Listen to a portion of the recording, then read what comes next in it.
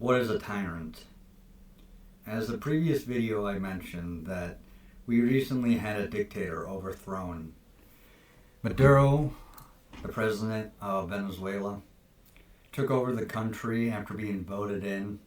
As part of the Socialist Party of Venezuela, he made it impossible for other people to run for office and made sure that he basically became president for life.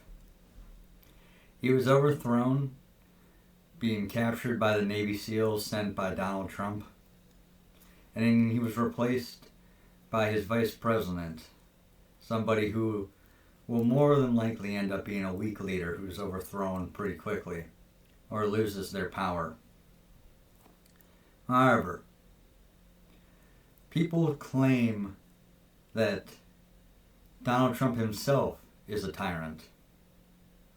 And honestly, that's because they're backward savages that don't belong in modern society. But, well, why do people see certain leaders as tyrants? You have Donald Trump, and Democrats have been trying to convince us for 10 years now that he is a tyrant, that he is trying to take over everything and give himself ultimate power. And yet, when he had COVID as his major issue, he allowed each state to push their own policies, to do their own thing. He didn't force the country open. He didn't force it to stay shut down. He didn't arrest people for daring to go outside. He didn't take people's rights away.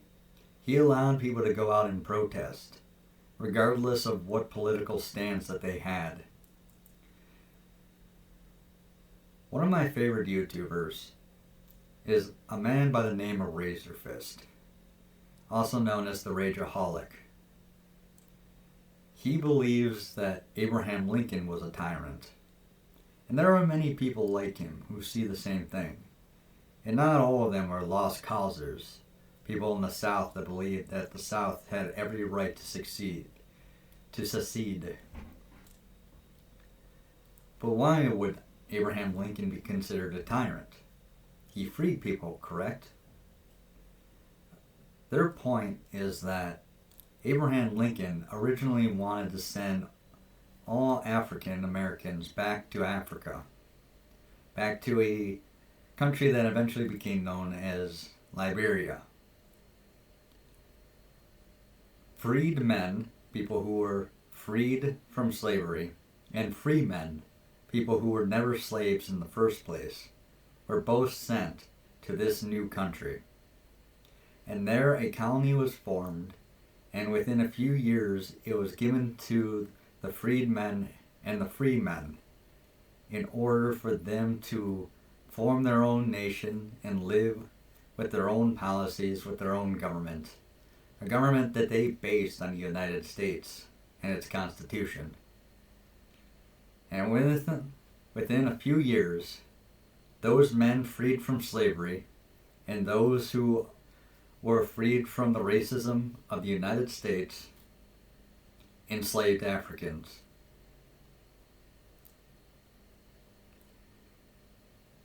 Meanwhile, in the United States, after Abraham Lincoln was elected, the South seceded. And in response, anyone who was found to be aiding the South would be arrested and prevented from speaking. The right of habeas corpus was suspended, and people were not allowed to report in the news their opinions on the war, unless those opinions were positive to the North. Abraham Lincoln believed that there were enemies everywhere, and as families did indeed split apart, people from the North went to the South to fight on their behalf. Families fought against each other. Brother killed brother. Quite literally in many cases. And when many of the politicians, the Democrats of the North, showed support for the South, they were under the highest scrutiny as internal enemies to be feared and suppressed. Does that make him a tyrant? knowing that there are people in the North who would have done anything to keep slavery around. The right of habeas corpus is one of the most important rights within the United States. The right to be able to speak, the right for news to be spread. Nowadays, we have news organizations that only ever spread propaganda for the Democrat Party. MSNBC, for example, was finally cut loose from NBC not that long ago, because all they ever do is try to fan the flames to make people more and more angry, to see Trump as a tyrant. They encourage violence in many cases. If you call someone a Nazi enough, people will start to believe it. People who don't know any better. And they will do anything in their power to make sure that the Nazis never take over again, whether they have to use violence. But again, Trump allowed each and every state to follow its own policies. He didn't force his will on any of the states during the pandemic. And you won't see many of the right ever trying to hurt a Democrat politician. Last year, the Speaker of the House in Minnesota voted against a new bill to provide more money to Somali immigrants. And she went on camera and cried about it, saying that she felt terrible for voting against it. But there were certain issues she had with her state's policies. She was the only Democrat to vote against it, even though she was the leader of the Democrats in the state house. No one else followed her. Perhaps that was part of the deal, that all of them would be able to vote for the policy where she could grandstand and show some dissent to see where public opinion would go. And public opinion showed her exactly what they all feared. Within a week, she was dead, as was her husband. Murdered by a Democrat, an extremist. This extremist, perhaps insane, perhaps falsely, said that Tim Walz had ordered him to carry out the attack, to end her life. Most people agree that that's probably the case. It is strange, however, that this assassin, if you want to call him that, had been appointed to a government position by Tim Walz himself. Make of that what you will. I won't say that I believe Tim Walz would order such a thing. I think he's too much of a coward, in my opinion. But you know it will never be investigated. The only Democrat to vote against the policy. And there was probably some internal deal that they would all vote for it, except for her. Again, just a test to see where public sentiment was. Now she's dead. And any other Democrat who would dare try to oppose giving more money to immigrants, well, they must be afraid for their life, because they couldn't be protected. If the Speaker of the House could not be protected, what would their chances be? After all, a public official like that can be pretty easy to find. What is a tyrant? The origin of tyranny came from ancient Greek. The Greeks had many city-states and kings who ruled over those cities. The tyrant was a person who managed the city. They had ultimate power. They ruled like kings, and they were allowed to do whatever they wished, allowed to form any policy they wished. In some cases, there may have been some democracy, but the term tyrant did not originally start out as a negative one. It only referred to a government position, a man of power and wealth, of influence, who could set the course of the city. Only through the centuries since has the word tyrant become negative. And you can see why. Someone with ultimate power, with no checks or balances, without the ability to choose to be stopped by any of their people. That was the kind of person Maduro was. Anyone who would protest against him would be thrown in jail. Donald Trump bucked the trend. He used to be a Democrat, for at least a little bit. He had switched parties many times, and eventually he decided that he should run for office himself. And it took a lot for him to eventually work himself up, to figure out how he could do it. And eventually he ran for office in 2016 and would win the election. He would bring on advisors, people that would later stab him in the back, claim all sorts of nonsense against him. And yet, every step of the way, it seemed like Trump was simply trying to help America. There will be many people who disagree with that. Many people that I think have been on the internet way too long. As I try to keep myself from mispronouncing these words, like I just mispronouncing, Trump, in my opinion, has done his best to help people. There are people that say he's racist, despite the fact that Hollywood, Democrats, absolutely loved him, where he got awards alongside greats like Rosa Parks, where he funded campaigns for president. Didn't matter that the candidate was black. He had no issues with any race. He would go to foreign countries and learn their cultures. Why? Well, because he's a businessman. He knows how to negotiate with people from Asia. In Asia, people will show disrespect. And if you take it, if you do not see that disrespect for what it is, they will think you as weak. When Obama was getting on office, he went to China, only for no one to greet him on the tarmac. And instead of just getting back into his plane and flying back to America, he crawled his way to the premier and talked to the Chinese government officials.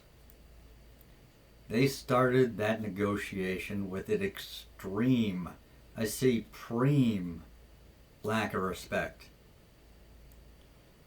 Trump, on the other hand, you will see him shaking hands with many dictators all over the world. In the eyes of Democrats, that means that he respects them, that he himself is a dictator, and that he looks up to these people. But that's not the case at all. Under Bush, Putin invaded Ukraine. Under Obama, Putin invaded Georgia, the country, not the state. Under Trump, Putin did not move against his neighbors. And those who say it was because that he was a puppet, well, they're fools. Then under Biden, Putin once again mobilized and launched a grand war against Ukraine. If it wasn't for the weakness of the Russian army, Ukraine and parts of Moldova would have been overthrown and become puppet states of the Russian Federation. Trump kept many of these people in check. And once he overthrew Maduro, a dictator, did Democrats celebrate? After all, they hate tyrants. They hate dictators. They think Trump is one himself. They would do anything to overthrow a dictator. But when Trump did it, all they did was bitch and moan and complain.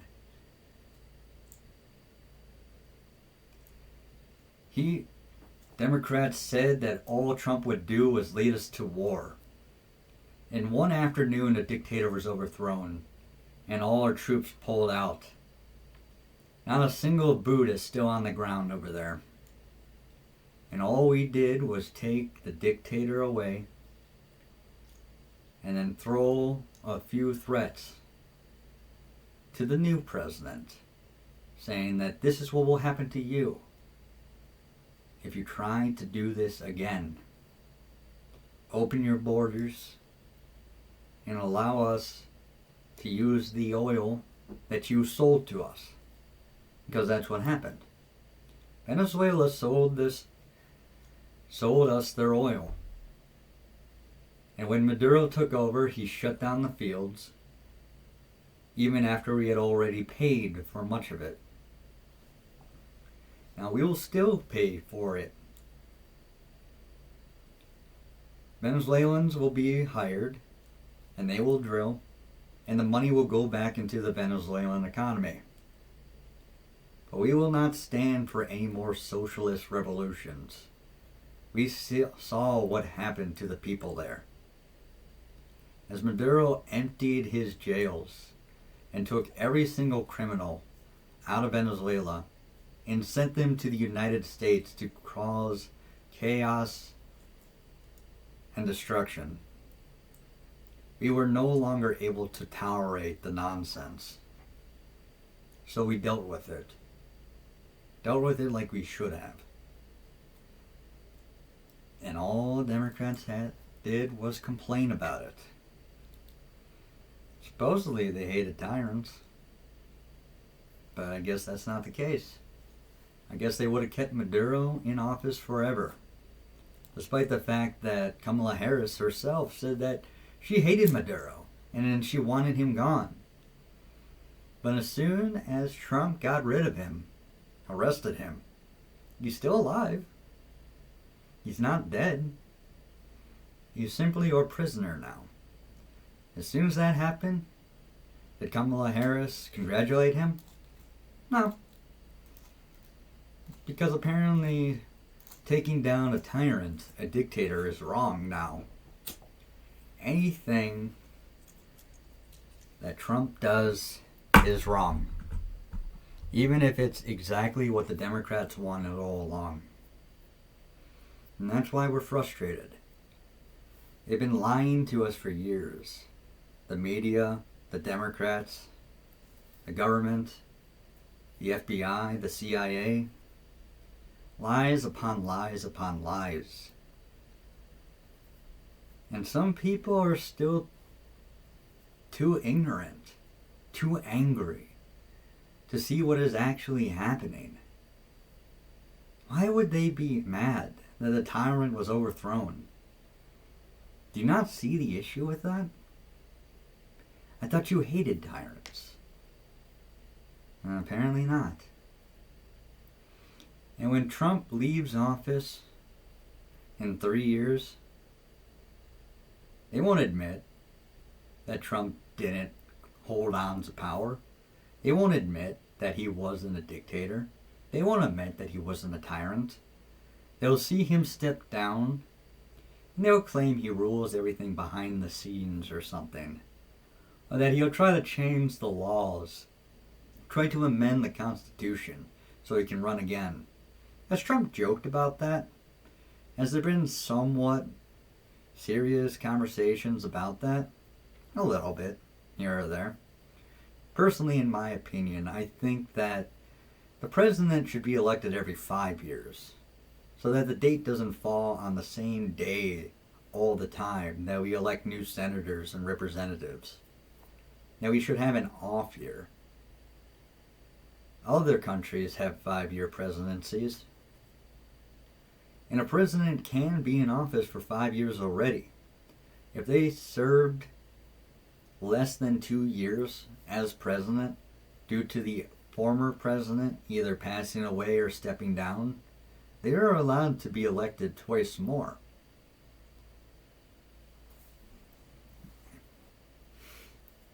And serve for a total of 10 years. And why isn't that just the norm? Maybe because we do not want an entire decade given over to one person. But I told a friend of mine that the president is not all powerful. My friend said that Trump should do everything in his power to eliminate monopolies to protect farmers. And I told her he can't do that because it is not his power to do so. Only the courts can do that. Only the Congress can pass a law saying that monopolies are illegal. And only the courts can break up those monopolies based on what that law says. The president does not have that power. We have a separation of powers here for a reason. And that person believes that Trump is a tyrant. And yet she wants Trump to use powers that are not under his jurisdiction. I want people to realize that there's a lot of hypocrisy out there. Do I agree with everything Trump has ever said or done? No. No, obviously not. I was frustrated with several things he's done, and the lack of progress he has in other ways. That's the difference.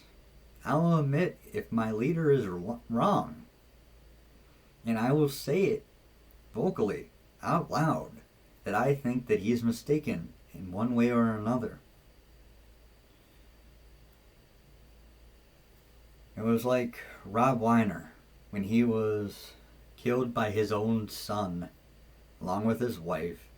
Trump blamed it on Trump derangement syndrome, saying that he was so crazy that he drove his own family insane, at least implying it.